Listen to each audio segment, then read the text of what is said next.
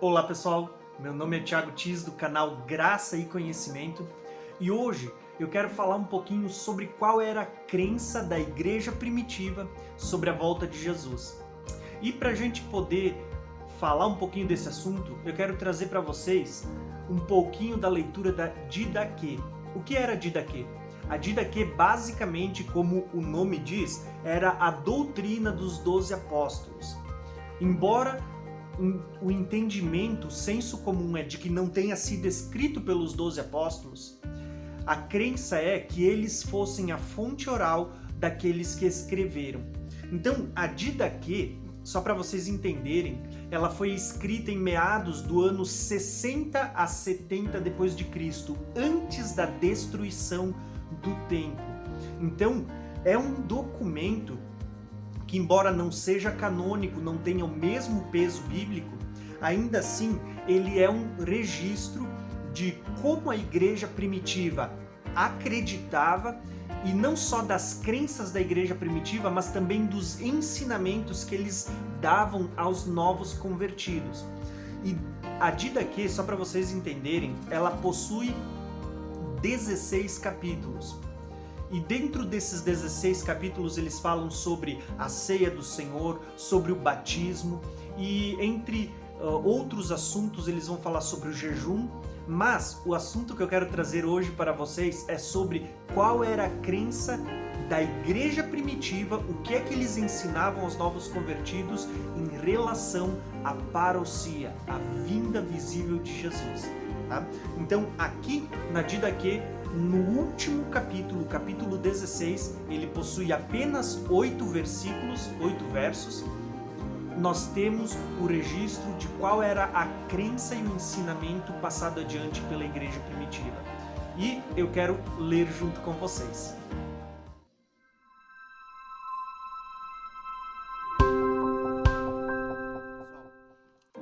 A Didaquê é um documento do primeiro século e foi chamado de a doutrina dos apóstolos. Segundo estudiosos, afirmam que são escritos anteriores à destruição do Templo de Jerusalém, em meados entre os anos 60 e 70 depois de Cristo. O senso comum é que o mesmo não tenha sido escrito pela mão dos apóstolos, mas estes foram a fonte oral dos ensinamentos que resultaram na elaboração desse texto. Basicamente, a Didaquê está dividida em 16 capítulos, que apresentam o catecismo simples da igreja primitiva. Nesse catecismo simples da vida cristã, ele trata de assuntos como batismo, eucaristia, ou seja, a ceia do Senhor, jejum, entre outros. A Didaquê, ela cita diretamente outros livros, ela faz menção de outros livros do Novo Testamento que hoje estão na Bíblia Sagrada. Por exemplo, o Evangelho de Mateus, o Evangelho de Lucas, 1 Coríntios, Hebreus, 1 Pedro, Atos dos Apóstolos, Romanos, Efésios, 1 e 2 Tessalonicenses e até mesmo o livro de Apocalipse. Então, o que nós precisamos entender é que, embora ele não seja um documento canônico, que nós podemos chamar de divinamente inspirado, que tenha um peso de inerente como as Escrituras, ainda assim, aqui nós temos o que podemos chamar de uma apostila de estudo bíblico da igreja primitiva. Por quê? Porque esta era a crença e os ensinamentos que os apóstolos eles ensinavam aos novos convertidos conforme a igreja ia crescendo. Esse documento ele tem 16 capítulos, mas o capítulo que eu quero ler com vocês é o capítulo 16. Antes de ler com vocês, eu quero botar uma foto original da última página. O capítulo que eu quero compartilhar é o último, o capítulo 16, e este tem apenas 8 versículos que apresentam de forma resumida o entendimento e a crença da igreja primitiva relacionada à volta de Jesus. Então vamos lá. Então, só para vocês terem uma ideia, este capítulo está falando sobre perseverarmos até o fim. E ele está falando sobre a parousia. A parousia é a vinda visível de Jesus sobre as nuvens. Como eu havia dito para vocês, esse capítulo está dividido em 8 versículos, 8 versos. Então eu quero ler verso a verso e eu quero comentar cada um deles, só para vocês compreenderem com clareza qual era o entendimento da igreja primitiva. O primeiro verso ele começa dizendo o seguinte: vigiai sobre a vossa vida, não deixais apagar as vossas lâmpadas. Então ele está dizendo, não deixem apagar as vossas lâmpadas, nem solteis o cinto dos vossos rins, mas estais preparados, pois não sabeis o dia e a hora que o nosso Senhor virá. Então, o texto está dizendo, nós não sabemos a hora que o Senhor vem. Então, eu quero que vocês observem o destaque que eu dei aqui. 3 coisas que ele fala no primeiro versículo. A primeira é um alerta à vigilância. Segundo, ele diz assim, não deixem se apagar as vossas lâmpadas. Basicamente, o que é que eles estavam lembrando a igreja primitiva? Da parábola das 10 virgens, do mesmo que Paulo vai escrever em 1 Tessalonicenses 5,19, não apaguem o Espírito Santo. Ele está dizendo, não deixem se apagar as vossas lâmpadas. E em terceiro lugar, o texto, eles estavam ensinando a igreja primitiva, eles passavam à frente a ideia de que ninguém sabia o dia e a hora da vinda de Jesus, ou seja, não sabeis a hora a qual nosso Senhor vem. Então, basicamente, como eu disse para vocês, nós temos aqui o que era o catecismo, o ensinamento passado aos novos convertidos pela igreja primitiva.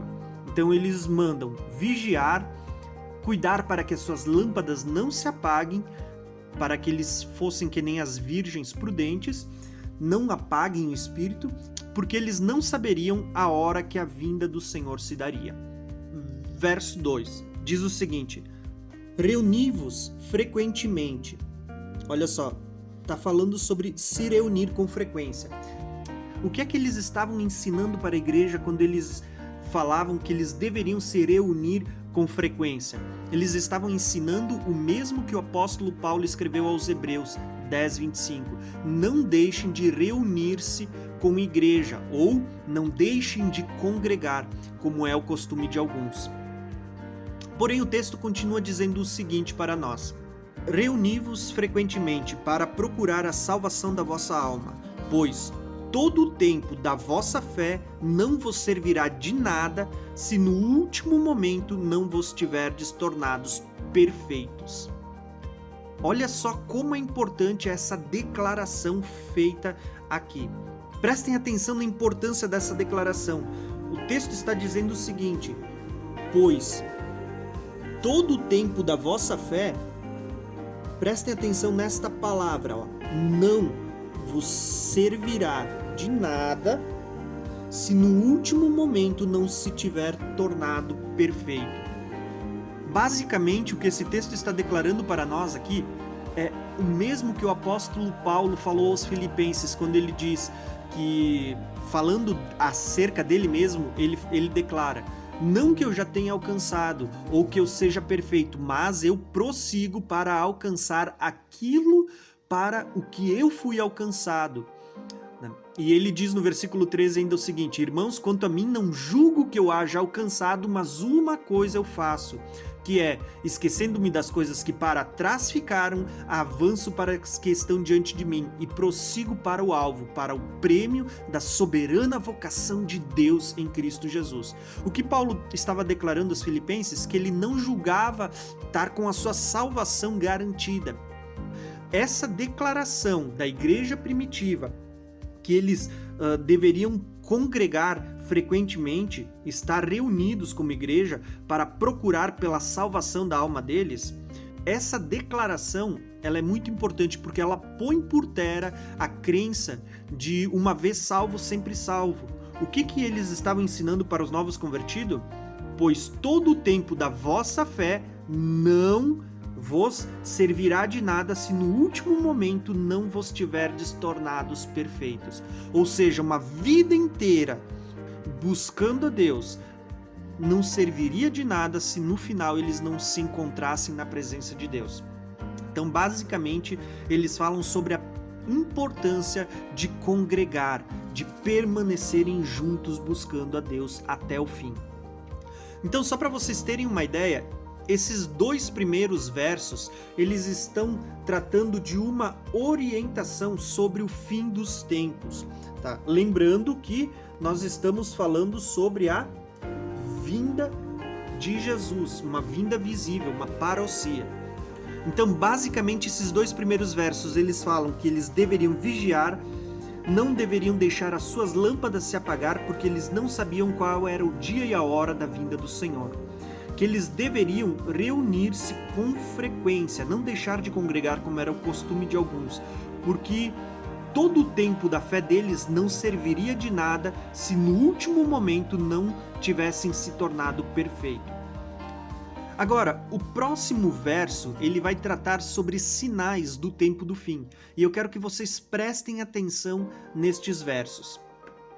O texto diz o seguinte: com efeito, nos últimos dias se multiplicarão falsos profetas e corruptores.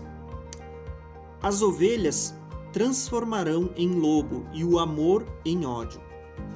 Prestem atenção nessa declaração. As ovelhas se transformarão em lobos e o amor em ódio. Embora o verso seja curto, somente aqui ele já fez menção a vários textos bíblicos. O texto ele está falando sobre os últimos dias, ou seja, sobre o tempo próximo à vinda de Jesus.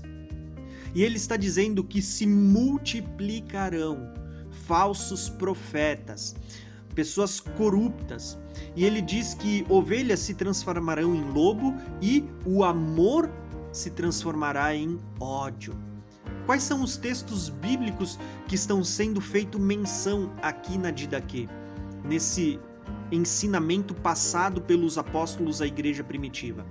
Nós vamos ver o seguinte, que Mateus, capítulo 24, verso 10, diz o seguinte, que nesse tempo muitos serão escandalizados, trair-se-ão uns aos outros e uns aos outros se odiarão. E seguirão muitos falsos profetas. Olha a expressão aqui, ó, falsos profetas. E enganarão a muitos, pessoas corruptas, enganarão a muitos. E por se multiplicar a iniquidade, olha a palavra aqui, se multiplicar a iniquidade, o amor de muitos esfriará. O mesmo que eles ensinavam para a igreja primitiva, que o amor se transformaria em ódio. Embora sejam apenas 8 versículos o total, nesses primeiros 3 versos vocês já puderam ver que há muitas menções a textos muito conhecidos que estão nas Escrituras, tá? Então, só para registrar, se nos primeiros 2 versos nós tínhamos uma orientação sobre o tempo do fim, no terceiro versículo nós temos agora aqui, começando a ser ensinado alguns dos sinais que estariam marcando, apontando que o tempo do fim estava próximo.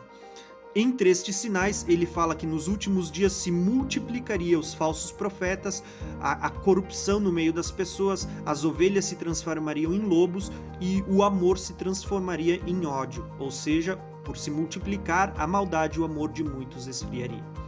Então vamos agora para o 4º verso da Didaquê, do ensinamento dos apóstolos à igreja primitiva. O texto declara o seguinte: com o aumento da iniquidade, tá?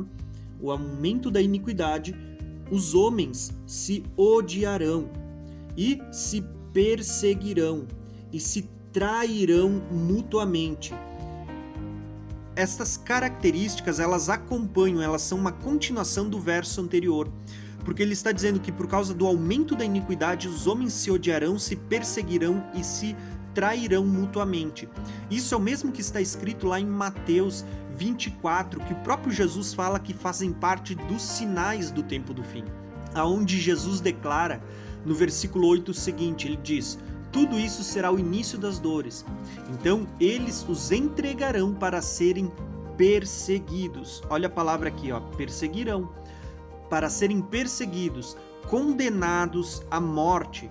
E aí ele diz o seguinte, que vocês serão odiados por todas as nações por minha causa, e naquele tempo muitos ficarão escandalizados e se trairão e se odiarão uns aos outros. Olha só aqui a palavra trair e odiar. Mateus 24, do versículo 8 ao 10, vocês encontram essas três palavras: serão odiados, perseguidos e se trairão uns aos outros por causa do aumento da iniquidade. Aqui nós temos uma continuação dos sinais do tempo do fim. Porém, eu quero que vocês prestem atenção na parte B deste verso da Didaquê, que diz o seguinte: então aparecerá o sedutor do mundo, como se fosse o Filho de Deus. Ele fará milagres e prodígios, e a terra será entregue em suas mãos, e ele cometerá tais crimes, tá? Ele cometerá tais crimes como jamais se viu desde o começo do mundo. Olha essa expressão, como jamais se viu desde o começo do mundo. Sobre o que esse texto está falando? Quando ele diz que então, nos últimos dias, depois de se multiplicar os falsos profetas, a corrupção, o amor de muitos esfriar, pessoas se odiando, se perseguindo, traindo mutuamente, ele diz, então aqui vai ter um cenário armado para o surgimento do anticristo, que na Didaquê eles ensinavam aos primeiros cristãos chamando de o sedutor deste mundo, que ele vai aparecer como se fosse filho de Deus e que ele vai fazer milagres e prodígios, e então a terra será entregue. Presta atenção, a terra será entregue em suas mãos e ele cometerá tais crimes como jamais se viu desde o começo do mundo. Eu não sei se isso soa familiar a vocês, mas isso é o que está escrito nas Escrituras, que fala sobre o surgimento do anticristo. Tá? É isso que esse texto está falando, sobre o surgimento do anticristo. Porque existem vários textos que vão declarar justamente o que está sendo dito aqui. Por exemplo, o apóstolo Paulo em 2 Tessalonicenses 2, no versículo 3 e 4, ele fala sobre o surgimento do anticristo. E ele diz o seguinte: não deixem que ninguém os engane de modo algum. Antes daquele dia virá a apostasia. Apostasia significa o abandono da fé. E então será revelado o homem do pecado. Está entendendo aqui? O sedutor deste mundo, Paulo já estava falando para a igreja, era o mesmo ensinamento dos apóstolos. Então Paulo declara, será revelado o homem do pecado, o filho da perdição. E este se opõe e se exalta acima de tudo que se chama Deus e é objeto de adoração, ao ponto de se assentar no santuário de Deus, proclamando que ele mesmo é Deus. Aqui, na Didaquê, nós vamos ver que eles ensinavam para a igreja primitiva que o sedutor deste mundo apareceria como se fosse o Filho de Deus. Então, basicamente, ele está de acordo com aquilo que o apóstolo Paulo está dizendo, que ele vai se proclamar como ele mesmo sendo Deus. Agora, o texto da Didaquê, o ensino dos apóstolos dado à igreja primitiva, aos primeiros cristãos, ele declara justamente o seguinte, que ele fará milagres e prodígios. Essa expressão também está de acordo com os ensinamentos da Bíblia. Ele bate com o ensinamento dos apóstolos, porque Mateus 24, 24 diz o seguinte, pois aparecerão falsos cristos e falsos profetas, que realizarão grandes sinais e maravilhas, para, se possível, enganar até os eleitos. Veja que o próprio discurso de Jesus registrado no livro de Mateus fala sobre a realização de grandes sinais e maravilhas. Agora, embora o texto de Mateus esteja falando sobre falsos cristos e falsos profetas no plural, Paulo, em 2 Tessalonicenses 2, ele vai ser muito mais claro, porque ele vai dizer o seguinte no verso 9, que a vinda deste perverso, ou seja, do sedutor deste mundo, é segundo a ação de Satanás, com todo o poder, com sinais e maravilhas enganadoras. Olha a expressão aqui, ó, milagres e prodígios. É isso que Paulo estava escrevendo aos Tessalonicenses. Era isso que a doutrina dos apóstolos ensinava à igreja primitiva. Que o sedutor deste mundo, ou seja, o homem do pecado, filho da perdição, o iníquo, o chifre pequeno, o anticristo, como ele é chamado, melhor usando essa expressão própria da Didaquê, o sedutor deste mundo, quando ele surgir, ele vai fazer milagres e prodígios. Então vocês podem perceber que a Didaquê, ela está em conformidade com as Escrituras, com a Bíblia Sagrada. Agora prestem atenção, olha só o que o texto ainda diz para nós, que a terra será entregue nas suas mãos. Essa expressão, a terra será entregue, está de acordo com Apocalipse 13, versículo 5, que diz que a besta, ela receberá autoridade para agir durante 42 meses e que foi-lhe dado poder para guerrear contra os santos e vencê-los, que foi-lhe dado autoridade sobre toda tribo, língua, povo e nação. Então essa expressão aqui ensinada, que a terra será entregue nas suas mãos, está de acordo com o livro de Apocalipse, que diz que a besta receberá autoridade durante 3 anos e meio, 42 meses para agir, e que durante esse tempo os santos serão entregues em suas mãos. Não são só alguns, está falando sobre toda tribo, povo, língua e nação. E aí vai se cumprir o que está dito aqui na Didaquê, que ele cometerá tais crimes como jamais se viu desde o começo do mundo. A própria Escritura declara que muitos serão presos nesse tempo, muitos serão levados à prisão e muitos serão mortos à espada. Agora eu quero que vocês prestem atenção no verso 5 da Didaquê, que diz o seguinte: então toda criatura humana, preste atenção, toda criatura humana passará pela prova de fogo. Muitos se escandalizarão e perecerão, mas aqueles que permanecerem firmes na sua fé serão salvos por aquele que outros amaldiçoam. Então, basicamente, ele está dizendo assim, ó, que aqueles que permanecerem firmes na sua fé serão salvos. Se vocês prestarem atenção no que foi lido, ele está dizendo assim que todas as criaturas humanas passarão pela prova de fogo. Essa expressão prova de fogo, ela nos remete à